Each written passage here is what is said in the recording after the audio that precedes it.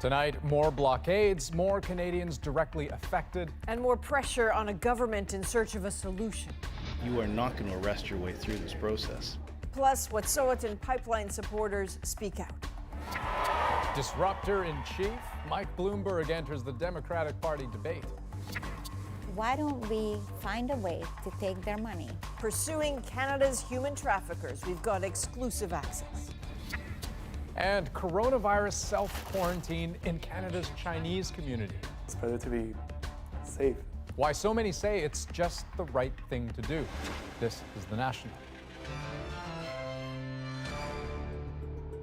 The Prime Minister may be calling for patience, but tonight pressure is building. 2 new rail blockades sprang up in 2 different provinces. Well, hundreds more people will now personally feel the impact.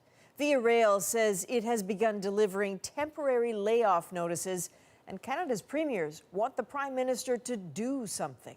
The protests are in solidarity with Wet'suwet'en hereditary chiefs who oppose that BC pipeline. Well, tonight, some of them are headed east to say thanks for the support. Well, these protests have really knit together some groups across the country. They are also proving extremely divisive. Salima Shivji with the tensions on Parliament Hill and the protest sites. In 2 different parts of the country today, more blockades in solidarity with the Wet'suwet'en. The point that the government has let this get to is really worrying and really scary. Another set up in Edmonton with signs and barricades right across the tracks. You guys know how to make a mess in our country. It lasted most of the day before counter-protesters moved in to rip it down. You've been served. Just as a bailiff served court injunctions. Hey, you guys, clean up. That's garbage. Tensions nearly boiling over as political pressure also mounts on Ottawa. The country's premiers coordinating a conference call calling on Justin Trudeau to act fast. I'm perplexed about the lack of national leadership. What is happening here is anarchy. Mr. Trudeau has to put a deadline in the next few days, not in the next few weeks. We cannot exclude to use police. The Liberal caucus met to figure out what to do. We don't want to do anything that would just, make it worse. You are not going to arrest your way through this process. Sources say the blockades dominated today's meeting. Inside the room, many MPs worried that time is ticking with no clear solution in sight. And today, more pointed questions in the House. The Prime Minister is showing incredible weakness in refusing to do anything about this. We are taking every step necessarily to resolve this constructively, peacefully, and rapidly. The Liberals are pleading for a meeting with the Wet'suwet'en hereditary chiefs. We'll meet them wherever they are. Who say they won't hold one until the RCMP get off their land.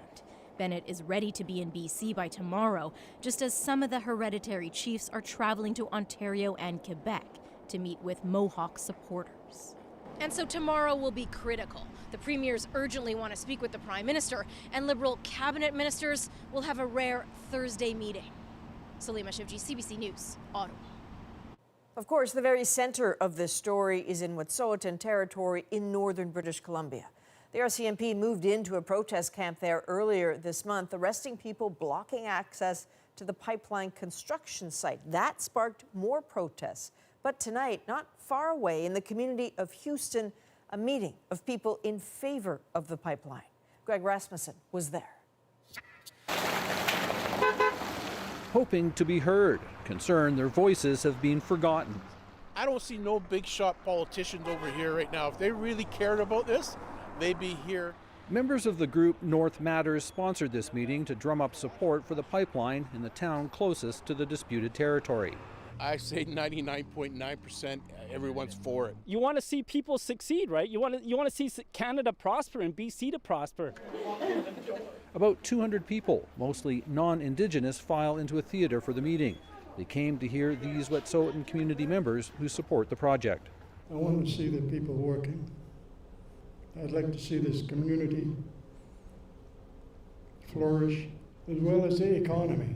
I was put in place to make living for my kids better than when we grew up. I can't say enough about the Coastal Gas. It's opening so many doors for our nation. our members. We want to work for CGL. We want to work for the industry. This woman said she's speaking out for the first time because she's concerned about the growing divide in the Wet'suwet'en community. We're ostracized.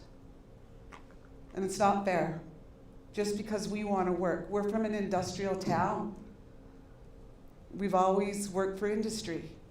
You know, we have a relationship with a lot of other nations. A spokesperson for the Wet'suwet'en Hereditary Chiefs acknowledges there is a divide, but she believes if a referendum were held, most would oppose the pipeline. With any society, with any form of government, there are always going to be internal struggles, but we're following and being consistent with the law of Wet'suwet'en that has been in place for thousands of years. And all the communities up and down the line need something else. Today's meeting shows how, much like the rest of Canada, this region is divided over the proposed pipeline. And like the rest of Canada, it's looking for a way forward. Greg Rasmussen, CBC News, Houston, BC. As some of those hereditary chiefs make their way east, today a development within one of the communities they may be coming to visit. A retraction from the Grand Chief of the Kanesatake Mohawks in Quebec. Alison Northcott explains why. At the Band Council offices in Kanesatake this morning, a chain door and a message. Serge Simon does not speak for the Mohawks of Kanesatake. It went up after Simon's comments about the rail blockades. I'm simply pleading with the protesters that have you made your point yet? Has the government and the industry understood? I think they did. Today, a small group of protesters gathered near the Band Council offices. They didn't want to talk about this dispute. They said the important issue is what's happening on Wet'suwet'en land. Simon spent hours with the protesters holding the keys. Then, I wish to retract my comments yesterday about whether it is time for the blockades to come down. It is not my place to make such judgment. Some saw it as a good step. That's because he didn't confirm, he didn't confirm his actions with the community. Next time you should talking, you should go into Ottawa. You should consult with our community members first. Yeah. One protester says they decided to unlock the doors this afternoon, satisfied the Grand Chief understood their concerns. And support right across Canada. Indigenous human rights activist Ellen Gabriel was on the front lines during the Oka crisis here 30 years ago, which centered around an ongoing land dispute. She says the issue with Simon is not what matters now. In the last 30 years, the Government of Canada has not budged one bit in the status quo of colonization and assimilation. So we need to start talking about what are the short-term solutions and long-term solutions so that we don't have to go on, in these kinds of weather, sitting out in the cold and barricades because the government won't listen to us. Gabriel says she's been invited to meet with some Wet'suwet'en hereditary chiefs expected to visit Ontario and Quebec in the coming days. She says her community is one example of how long Indigenous land disputes can go unresolved. Alison Northcott, CBC News, Kanesatake. And tomorrow, Via Rail says it will resume service in southwestern Ontario, but it has cancelled plans to also start running trains again between Montreal and Quebec City, citing that new blockade today near Saint-Lambert. 2 weeks of anxious waiting is about to come to an end for Canadians left on board the Diamond Princess, the site of the highest concentration of coronavirus cases outside China. Only Canadians who are asymptomatic and pass through our screening process will be allowed on board. So you heard it right there. Healthy Canadian passengers are expected to be airlifted home in the next 24 hours. But of the 256 Canadians on board that ship, 47 have tested positive for COVID-19 and will get treatment in local hospitals. For many other passengers, today was the day they finally got to disembark. Sasha Petrosic is in Yokohama, Japan. Their time in quarantine done, they streamed from the cruise liner. Passengers who managed to test negative for the coronavirus after 2 weeks of sharing a ship with it. I'm just relieved, said one man, glad to be walking away. Others sped off in taxis and buses. On board, even today, the number of infected continues to grow by the dozens, as does the fear of catching the disease, says Canadian Jennifer Lee. Yeah, a lot of people will think, imagining they're getting sick. Yes, that's what happened. And I heard that some people crying all night and some people are angry. The very idea of locking up so many people after finding just one case, quarantining the sick with the healthy, has been a controversial one. Japanese authorities call it necessary, but many experts say it's created an uncontrolled breeding ground. Infection control specialist Intaro Kiwata, a veteran of Ebola and SARS and cholera outbreaks, snuck onto the ship to see for himself. But inside Princess Diamond, I was so scared. I was so scared of getting COVID-19 because there was no way to tell where the virus is. Kiwata says that's why the number of those infected on board jumped from 1 to more than 600 in 2 weeks. There's also been confusion over testing. Yesterday, Canadian Greg Yerex was told he had the disease while his wife Rose did not. Pointed at Rose and said negative. Today it turns out the officials were wrong. She also has the virus, and both of them will soon be transferred to a Japanese hospital, missing the Canadian government airlift. At least we're together. Yeah, I'm not alone now, but it's not the way I wanted it to be. Okay, so Sasha, what do we know about this Canadian charter flight? Well, we know there's a lot of Canadians doing frantic last-minute packing on the ship behind me. Most of them have decided to take this flight. Around 7 o'clock tonight, they'll hear a knock on their door. Canadian medical teams will come for one last checkup. Then they'll be put on buses here and driven about half an hour to the Tokyo airport, where there is a plane already waiting for them. They fly to Trenton, Ontario, and then get bussed from there to Cornwall, near the Quebec border, where they will be spending another 14 days in quarantine. So this adventure is not over, but many of them that I've spoken to are very happy to be out of here. They don't want to stay on that ship even a day longer because they say it's just too dangerous. Andrew? All right, Sasha Petrusik, thanks very much. Now, while some get that huge relief coming out of quarantine, why are some in this country choosing to quarantine themselves? We care about the neighborhood, we care about the community. No matter how the government's judgment is below or beyond, we need to make a decision. No one asked them to do it, but they want others to follow their example. That story's still ahead. Now to a highway near Montreal and an extraordinary chain reaction collision in which at least 2 people have died. It was caused by a sudden snow squall involved nearly 200 vehicles. Matt Demour has the details. Mangled cars and twisted metal were strewn over a kilometer of highway. About 200 vehicles were involved in the pileup on Montreal's South Shore. 2 people who died had been trapped inside their car. This man says he was lucky enough to walk away without a scratch. He says that as he was driving along Highway 15, a fog hit the road, making it impossible to see anything. He bumped a car in front of him, then was hit 2 or 3 times by trucks. His car eventually stopped in the middle of the road. Now, out of the roughly 200 vehicles that were involved in this pileup was a school bus that was pretty seriously damaged at the front, and provincial police confirmed that there were children on board this school bus at the time of this pileup, but that thankfully none of them were injured. But 90 people were hurt, 30 of them seriously. 3 nearby hospitals initiated a code orange, an alert that multiple casualties were on the way. Quebec's transport minister says the chain reaction was likely caused by a sudden whiteout, even though a fence along the highway was supposed to counter visibility problems caused by snow. It's very difficult to see this image. We'll see the report that we'll have after the accident and when they will clean the highway, and after that we will see what we can do to maybe secure the highway. The cleanup and the investigation are continuing, and the highway is expected to reopen overnight. Matt Damour, CBC News, La Prairie, Quebec.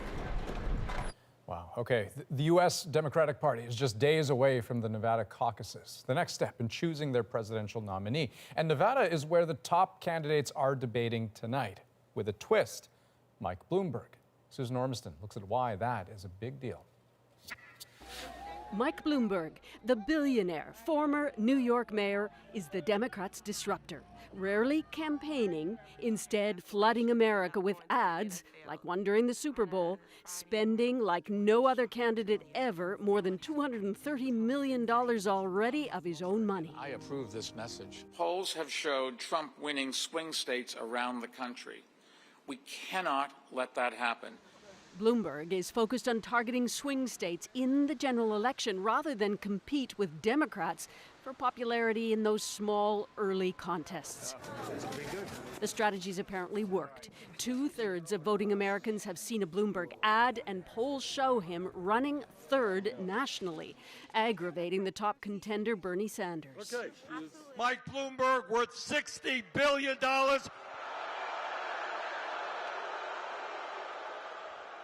Now, Mr. Bloomberg, like anybody else, has a right to run for president.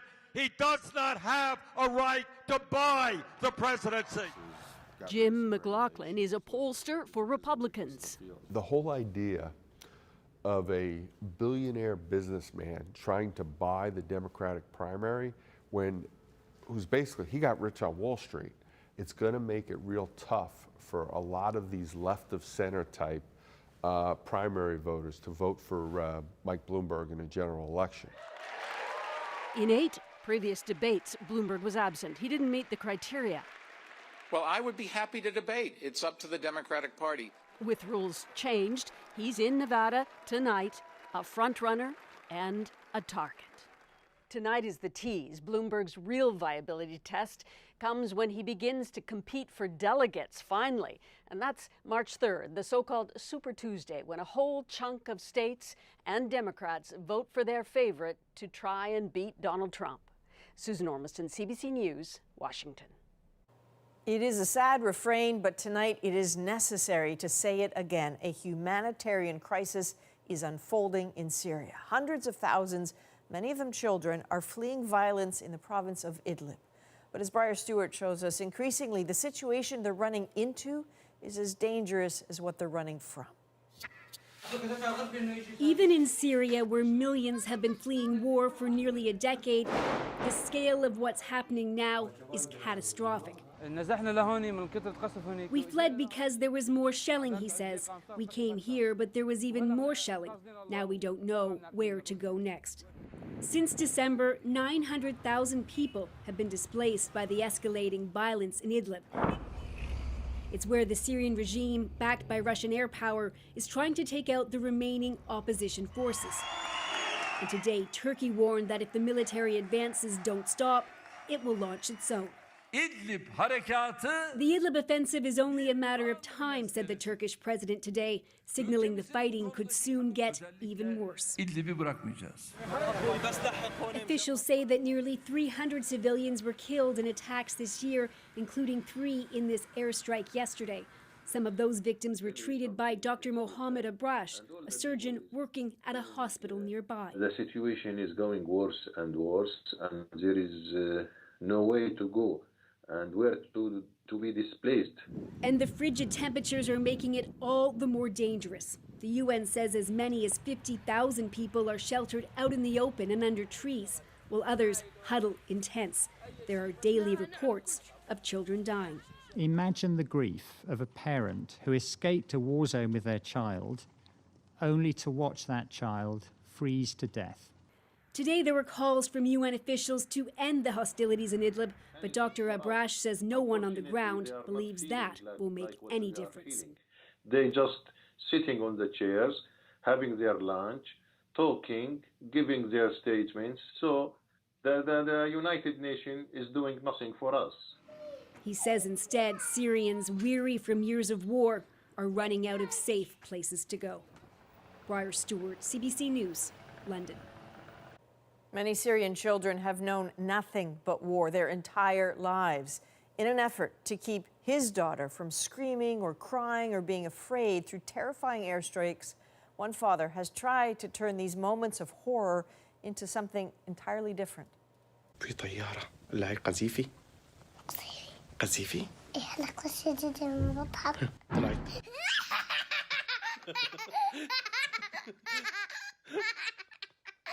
بضحك معه. Salwa, whose name means solace in Arabic, is 3.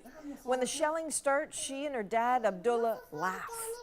ما بضل انه هي خايفه لانه اذا كانت لحالها وشافت امها خافت وابوها خاف اكيد رح تخاف. The family is in Syria near the Turkish border after being forced to flee their home because of heavy shelling further south. Abdullah says he started this game then, and it has kept her calm since.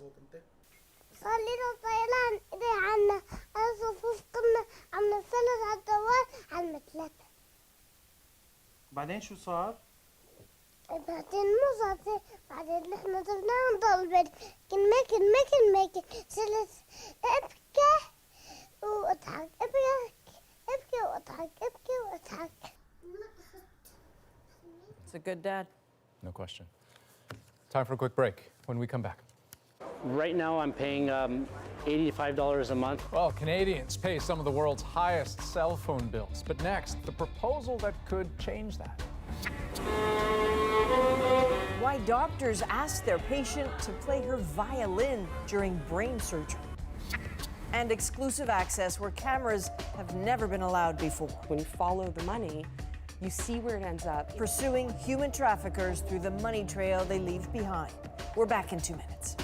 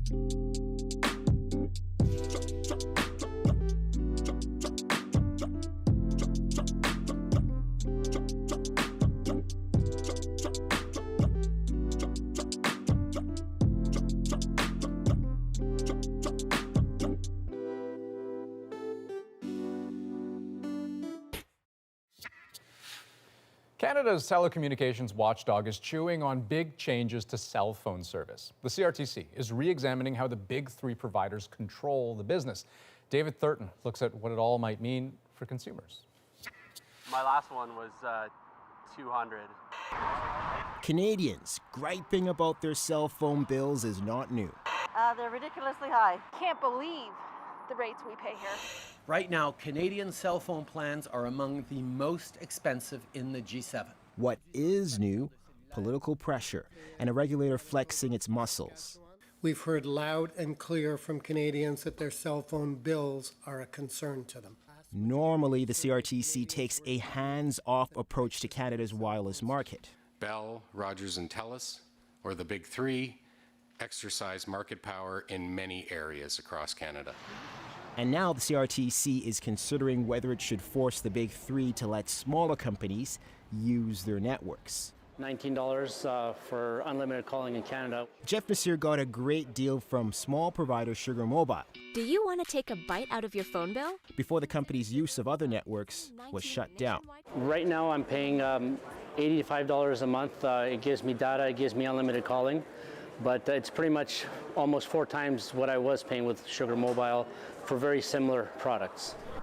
The man who started Sugar Mobile hopes after these hearings he'll be allowed to resurrect the service. It's important to disrupt in order to push the envelope and put Canada at the forefront of technology. If we're going to continue to be complacent, then nothing is going to change.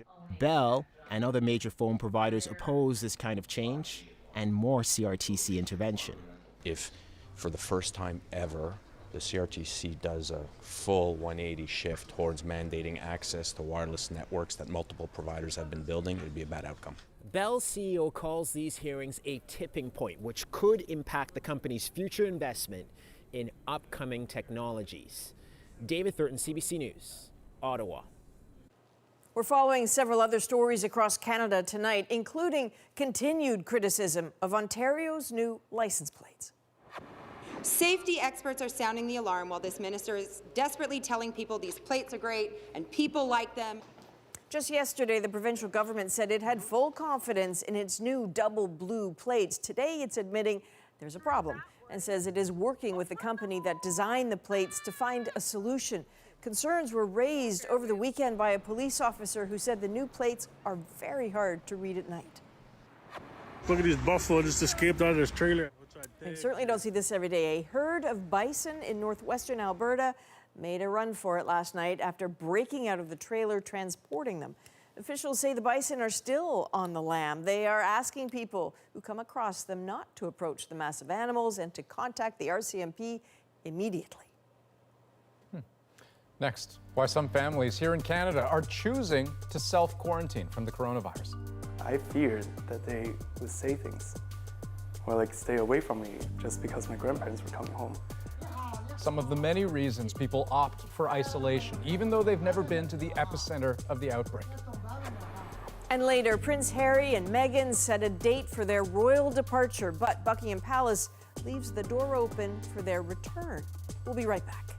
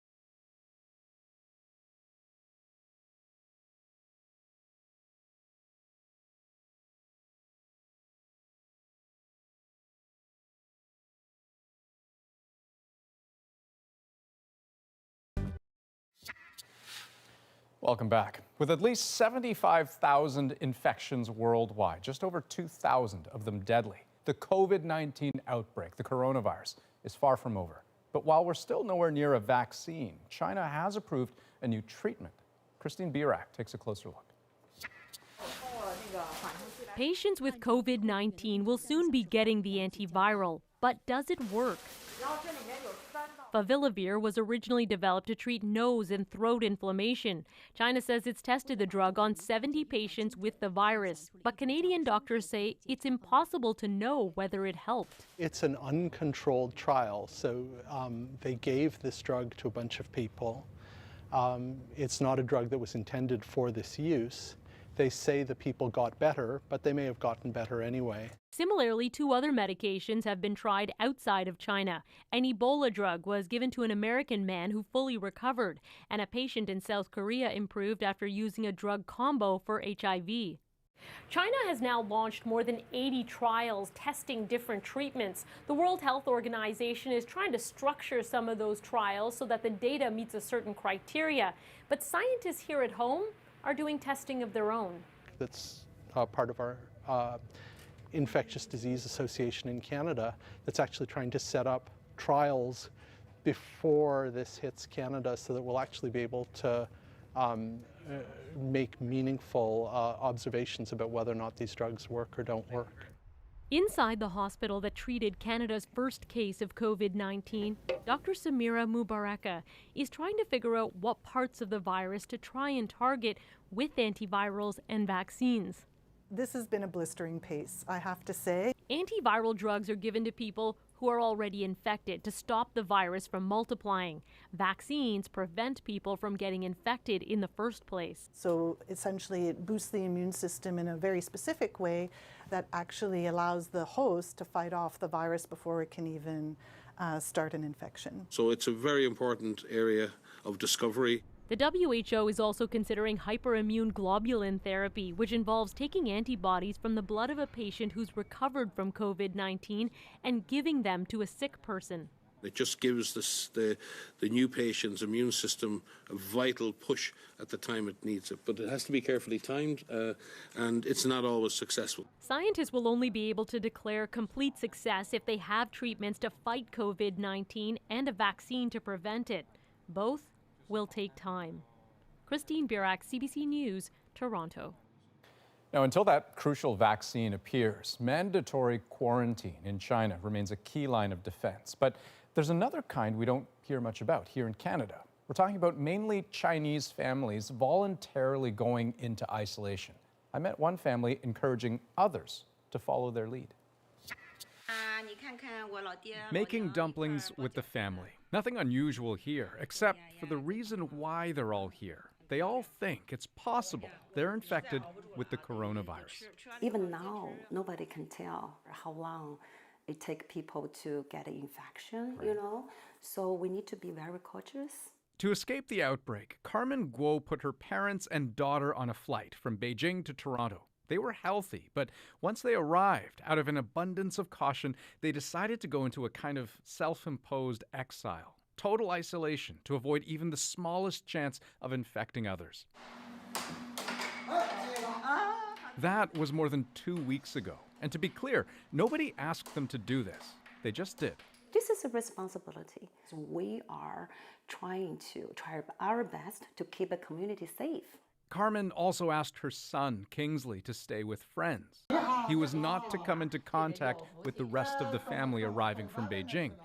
He agreed. I saw that, with big cities like Beijing shutting down, there was no one in the subways, and there was no one at the Tiananmen Square. And that's when I realized, wow, people in China are really taking this head on, Taking it seriously. Yeah. And so that's why you wanted to. Yeah. If they're doing that, then I should be doing something here on my end. But that meant you couldn't live at home, you couldn't see your sister, your mom, your grandparents? No. Because they would all be in isolation. Yeah. Today, their self-quarantine is over. No one got sick, and they've since celebrated their good health with some much-needed fresh air. But ask the Canadian government, they would say none of this was necessary. Consider Beijing, where the Guo family was. It's 1,000 kilometers away from the epicenter of the outbreak. And to date, in that city of 21 million people, there are just 393 confirmed cases. But the Canadian government had said only if you've been to Wuhan or to Hubei province and you're coming to Canada, then yes, you should self-isolate. But there's no such advisory for people coming from Beijing. We care about the neighborhood, we care about the community, no matter how the government's judgment is below or beyond, we need to make a decision based on our understanding. And the thing is, the Guo family is far from being alone in feeling this way. This is from Mississauga.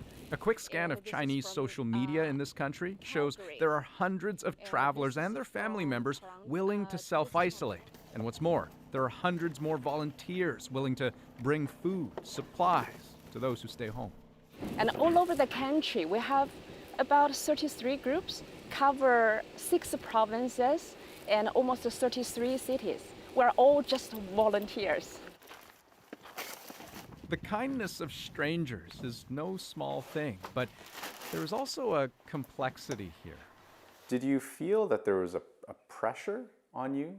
A little bit, yeah. What do you think that people would have thought of you if you didn't isolate? Yeah, I feared that they would say things or like stay away from me just because my grandparents were coming home. And that's, I guess, where most of the pressure came from, is the fear of like people isolating me. And that is the precarious position the Chinese community finds itself in. That uncomfortable place where the good of the community requires personal sacrifice for a payoff that may or may not exist. That's what as a Chinese people can do for the best, for the community. Okay, so we don't feel it is a sacrifice. It was the right thing to do. Yeah. Even though nothing really came out. My grandparents are still healthy, but still, like, it was better to be safe than sorry. I know that we're safe now, so that's great to know. That's worth something. Yeah. Because obviously they are giving up something to self-quarantine, but they also very clearly feel they're getting a lot. Yeah, of course, clearly. I mean, if you ask the Guo family, they'll tell you whatever the actual risk of contracting the coronavirus, that there's a very real benefit here to self-quarantine. And don't forget, these are people who remember SARS, right? How devastating that was. That is absolutely a factor in all of this thinking. So to take this kind of measure and to be seen to be taking this kind of measure, it means a lot. All right, thank you. Up next on The National, we'll take you where we've never been able to take you before. Travel-related purchases, hotel-related purchases. Exclusive access as authorities follow the money to find human traffickers. But first, as we go to break. Talk about performance anxiety. This is lifelong violin enthusiast Dagmar Turner undergoing brain surgery. But she and her doctors were worried about how that might affect her motor control. So they had her play during surgery, which helped them protect the delicate parts of the brain that control those fine hand movements. So as she regaled the OR with Mahler and Gershwin, they successfully removed most of the tumor without causing any accidental damage. Tomorrow, we'll speak to Dagmar Turner herself for more on this incredible story. We'll be right back.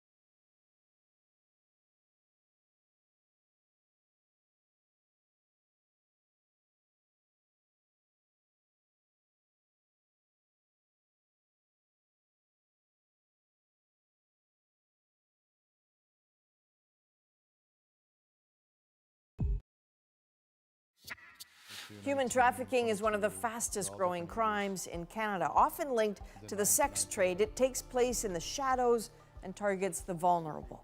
Last night, we showed how police in Durham, Ontario are working with the survivor. Carly Church has made it her job to show trapped women and girls a way out. I was there in the same spot as you, and now I actually get to come in here and talk to you. You know, you see people's eyes light up. So far, it's proven to be a successful strategy, but it's not the only one police and experts are turning to.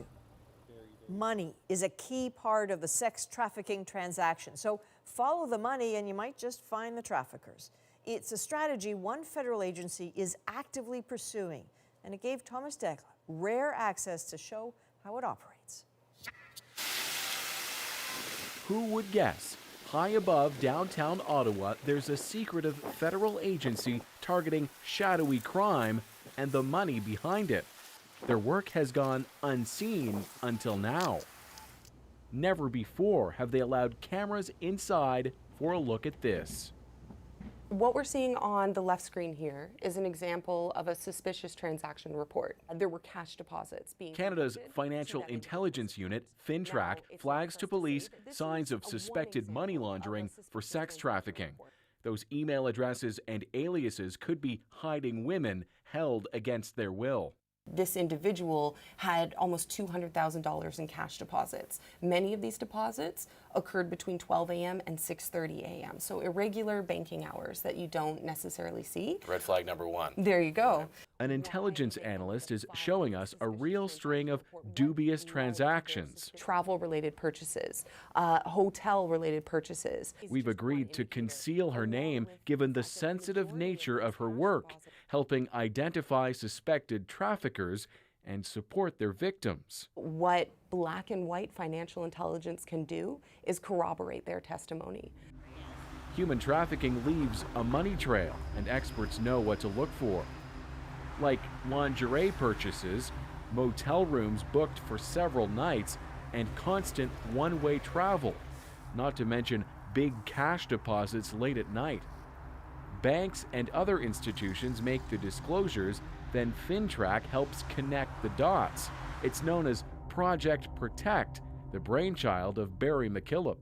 We can identify who's got the bank account, who's putting money in the bank account, how the actual network is working, and sometimes who is actually the key point in that network. Just by following the money. Just by following the money. It's happening here in our own backyard. Project Protect started with a plea from trafficking survivor Tumea Nagy.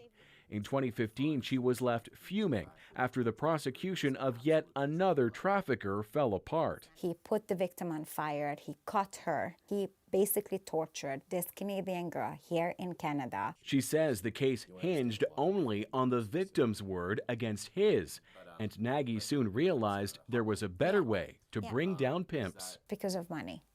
Because of greed. That's the only reason why human traffickers do this. So why don't we find a way to take their money? There's always a real face behind that transaction. Now, FinTrack builds these charts to illustrate to police the flow of cash from a victim, known here as Stella. Through transfers and credit card payments, the funds end up in another account, depriving the woman of any income. When you follow the money, you see where it ends up, and you see who's in control of that situation, who might be a suspected trafficker of Stella. The technique has helped secure convictions, inspiring other countries to follow suit. And it all started here, secretive work to root out a crime that's both hidden and heinous. Thomas Dagg, CBC News, Ottawa. Well, up next, the scandal already overshadowing a new season of Major League Baseball. It's sad for baseball. You know, it's tough. You know, they cheated. The players are outraged, the commissioner being accused of being out of touch, and we're still weeks away from opening day.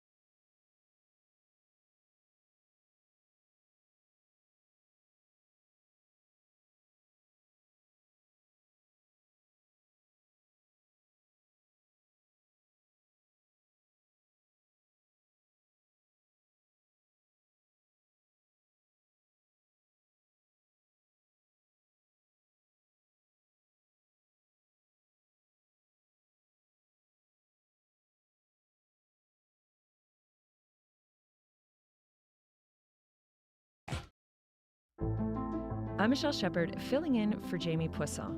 Tomorrow on CBC's daily news podcast Front Burner, Amazon CEO Jeff Bezos is donating $10 billion to fight climate change. Can the money make a difference? Subscribe wherever you get your podcasts. We are following several other stories tonight, including new details about the future status of Prince Harry and Meghan. A spokesperson for the couple said they will officially step down as senior royals on March 31st. And the use of that word, royal, in their branding is currently under review.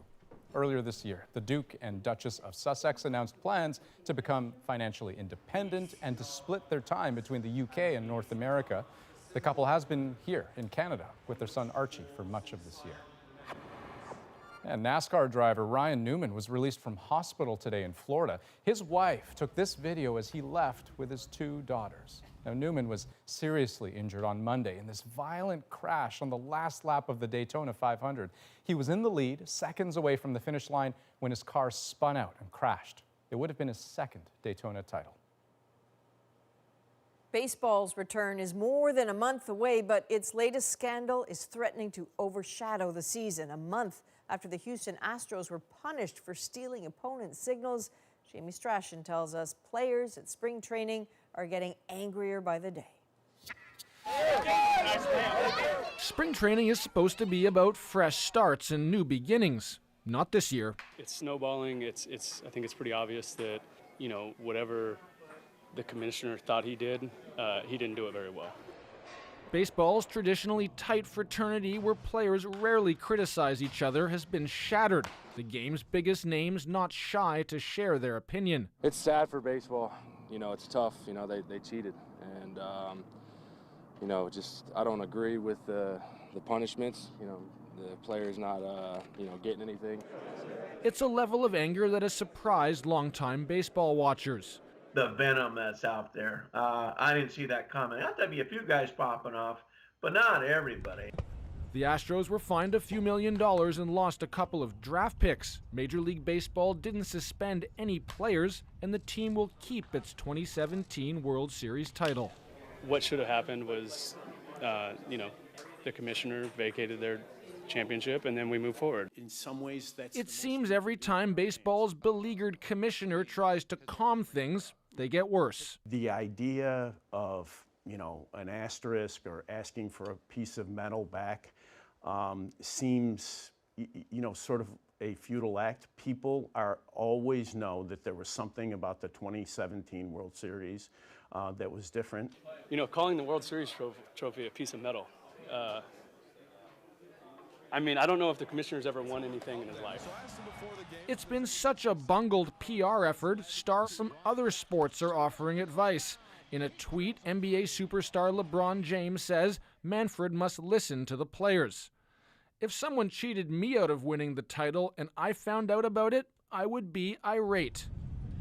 With the regular season about 6 weeks away, for the Astros, this could get worse. Once they're on the road, I think there's going to be taunting and booing, and I think they're going to have to raise security there just to, protect these players. I think it can be very nasty. Not the fresh start baseball was hoping for. Jamie Strachan, CBC News, Toronto. Okay, after the break, remembering a different kind of volunteer. How Rusty, Winnipeg's most famous therapy dog, made a difference. Those stories are next in tonight's Moment.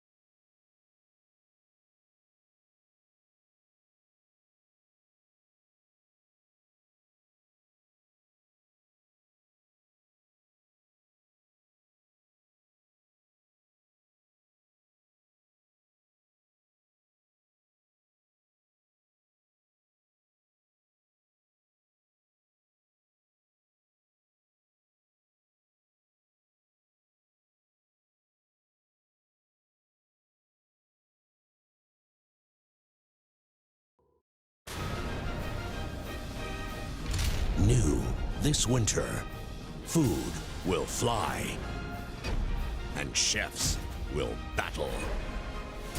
Using what's found in ordinary fridges to create one-of-a-kind, extraordinary meals. Fridge Wars, February 27th on CBC and CBC Gem. Brought to you in part by Whirlpool. Everyday care.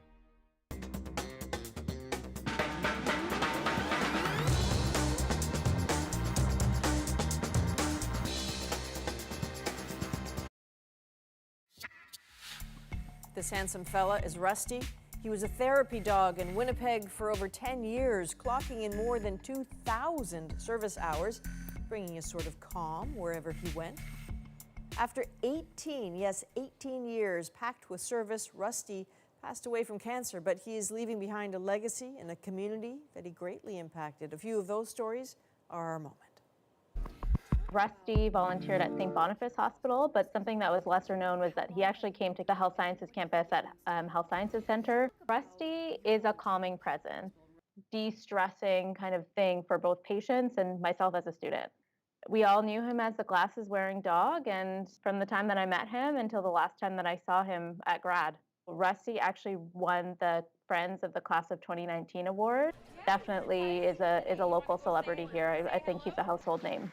My mom even messaged me to say, "Did you hear about this? I'm so sad to hear about Rusty." I've spoken to a number of my classmates today who are all feeling Rusty's loss. Any being that has such a calming presence on other people is someone who can make an enormous impact.